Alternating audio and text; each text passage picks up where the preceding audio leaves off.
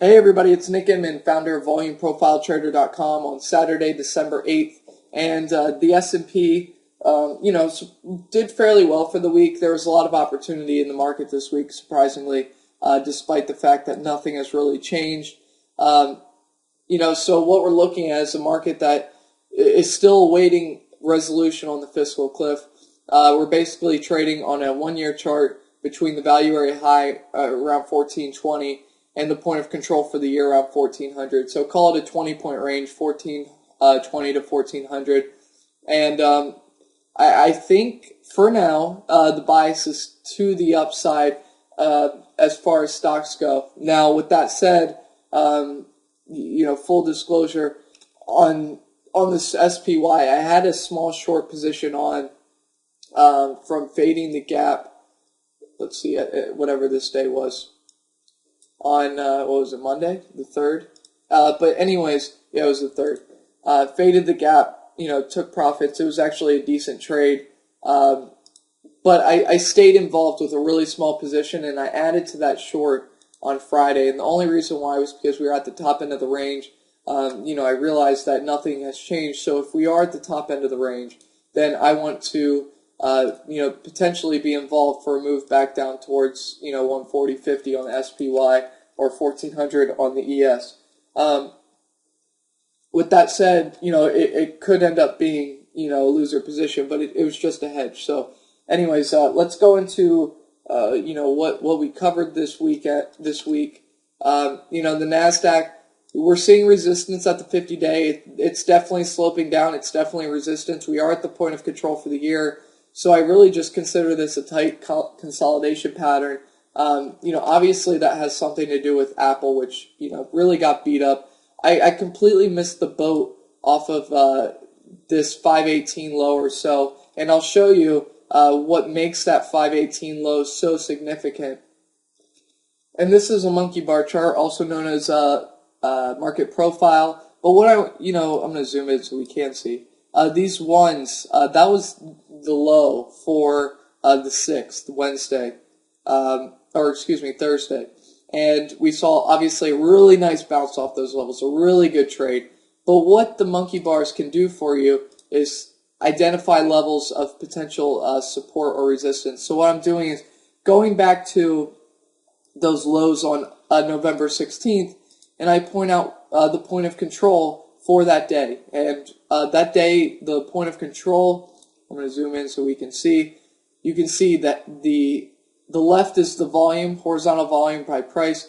The right are just time price opportunities. Every number is a 30-minute or a 1-hour period. Excuse me. So the point of control for that day was 518 to 520. That's a range. So if I move over to Thursday, you can see the lows, that 518, let's get the exact low. 518.63. So pretty darn close, right? Those are tools that you can use to your advantage, and that's why I'm so pound the table like on volume profile, etc., because it works and it gives you great levels to trade off of, great references, and that's what you want to be a part. So that was your trade off of Apple. Now off of that, I didn't catch it. I just the big move down. It got me to a point where I wasn't comfortable putting on the trade. So unfortunately, I missed the opportunity. However, that's how it is. But we live, we learn, and we move on, right? All right, so let's get into the thesis of what I think could happen. The dollar is basically bouncing off its point of control for the year. That led me to believe that we should lighten up on stocks. The trade-off of this for me and for our members, which we got in on the 5th, was to short the euro. And we did that using options on the FXE, the euro ETF. Well, guess what? We bought the 130 January options for $1.50 each. Took profits on half at $1.95 on those. And on Friday, they were trading at $2.50. And that's when I took the other half off. So, absolutely monster two-day trade there. And that's just what we're trying to accomplish here. But you can see it was the point of control for the year. where it was right to be a seller every time, and we just did it again, and it worked out. So now we're waiting to see what the buyers do at the bottom end of this range. But overall, that was a really good trade. Starbucks, I wish I bought this dip here, but I got involved here on the 28th, bought a fourth of a position, bought more on the breakout, when it made new highs, and then obviously it continued. We made a new intraday high on Friday, so that's bullish. You just want to kind of let this do what it has to do. We could see a little bit of resistance up here in the 55 range. However, if we get above that, I'd like to say 56 is your first target. And then from there, I'm really targeting $60 to 62, 52-week high sort of thing. I'm just going to let this do what it does, add-on weakness sort of thing. But, members, we got in at a pretty good price relative, to the time where it broke out. So just keep that in mind. JP Morgan, now, we had a little bit of confusion on this. Got long, on the 3rd, and it took a pullback on us nearly immediately. We had a plan to hedge ourselves by buying the 41 by 40 put spreads that expired this week, expired worthless, and selling the 42 calls against them and expire in December. Those calls are in the money, so this position, if it stays where it is, would be called away at 42, so we would make about 65 cents on the trade. So we're just going to let it go, let this thing do what it does, and kind of go from there. So we'll wait and see. But really, I think the point is you keep an eye on the dollar, and if it keeps making new intraday highs and this tail up here, I don't think it's factual. The highs for the dollar were, let me get it for you. The highs were 80.66. So the highs were right around here. I'm not sure what this print was, if it was just a mess up on Thinkorswim sort of thing. But just keep that in mind. The dollar is trying to move higher off this point of control, which is in agreement with the euro. And the major point is when the euro tops out, the S&P tends to do the same. So we just want to keep that on our radars. That's why I lighten up on a position like Cliffs. Trying to catch these lows, and I understand that, but if I zoom out to a 5-year chart, what you can see is the point of control, the point of control for the year, for the last 5 years, of 25.65. I know we're off of that, but what I'm looking to see is maybe a potential for an oversold bounce to the mid to low 30s, and we're waiting on that. But I did send out an alert, hey, let's lighten up a bit and see where we go from there. So just keep that in mind. ConocoPhillips, this thing does, I'm going to zoom in again, it looks like it's ready to try and take a move higher. So this is an aim. I just continue to be long, set it, forget it sort of thing, and I'll sell it, down the road.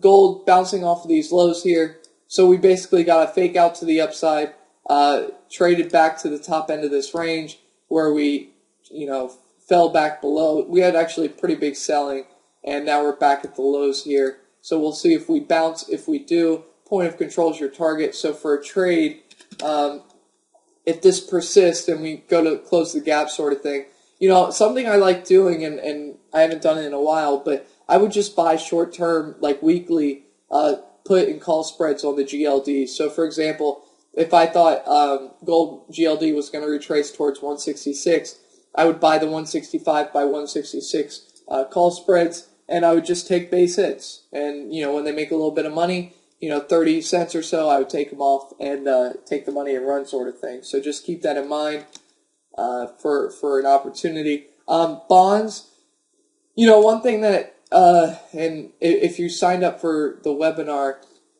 I'll be sending over the December newsletter, and I'll put a link on the page so you can get to that. But the bonds, I said we're trading back in the range. So one thing that concerned me is, okay, you have potential for a double top here, whatever you want to call it, on the 30-year. This operation twist ends at the end of this year, and I don't know if, and I don't know bonds good enough to talk about this, but I don't know if you have people front running it. trying to sell into the strength. But just keep an eye on that and keep an eye on the point of control for the year. Now, if bonds start to sell off, that should be good for equity. So keep that in mind and keep it to your, write it down, put it on your notebook, whatever you got to do, and kind of go from there. IBM, this is one that's starting to turn off the lower Bollinger Band, basically double bottom here, closing the gap, whatever you want to call it. Thought about getting long here. I was actually looking at it on an hourly basis back on Monday or Tuesday, and I just kind of lost track of it. It dipped below. Saw that it closed the gap, but I wasn't really interested in getting long, and I think the reason why, now that I look at it, is because the volume wasn't necessarily great from the buy side, but it was definitely a good trade, and it's probably got more to run up towards the 50-day moving average, this blue line, around 194.43. The value area high for the month of November is 194 also, so keep that in mind. I'm kind of jumping around here, but oil, again, I'll continue to say this. All right, oil, I was looking for more upside on the 30th on oil. We actually got that for a day, and then we rejected off of those levels. That's fine. There's nothing wrong with that. We're back at this point of control for the year. I'm not necessarily saying that it's going to bounce and retest the top end of this range, but you're at a level where you could potentially see another bounce up towards 87.5, 88. If I bring up the this is a messy chart. If I bring up the monthly composite, we are the point of control for the month down at this 85.50 level or so. Just keep an eye on it. Realize that it's right there and could provide for a good opportunity. So overall, I remain skeptical on any move. If you get it, take advantage of it. If the fundamentals are there, for example, on a stock like Starbucks, where they're opening 1,500 new stores in the U.S., and, the fundamentals are there, take advantage of it. But, and then you look at something like Apple, and the reality of Apple is their profit margins are being compressed a little bit. Not knocking their products at all. But like everyone has been saying, they really have to continue to innovate to see 700 again. And that's where I think we're at right now. You have a lot of selling. I'll eat my words if I'm wrong, and I'll probably actually make some money on it too. But it is what it is. And the bounce we saw off of Apple, off of this 505 low, it was great while it lasted. But once this big down day happened on the 5th, that's pretty much all she wrote. And that leads me to believe that I'm gonna let this work its way out. Probably wait till the beginning of next year before I look into Apple again. So overall, I guess one last underlying the VIX. We are selling off, and it was Friday, so you never know. Wait till Monday or Tuesday to get a good evaluation of this. But we're breaking down from that support level. Basically, the November 50% retracement was resistance $17 or so. It pushed up towards $17.50, but we immediately slammed right below those. 50-day and 20-day held for a little. The 50-day, the 50% retracement on this current month was resistance on looks like the latter end of the week, and now we're looking like we're going to slam towards 15 again. So, I remain net long this market. ConocoPhillips, Starbucks, J.P. Morgan. They're all working. I think Cliffs Natural Resources.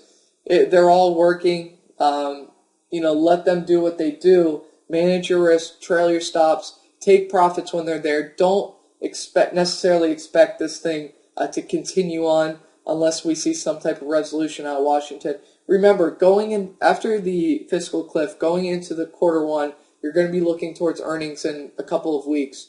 So you just have to keep that in mind. So anyways, take care. Have a great one. And if you want to sign up for the webinar, click the link, sign up. Seats are extremely limited. It's the webcaster I use. It's nothing personal. So take care. Have a great one. I'll talk to you next time.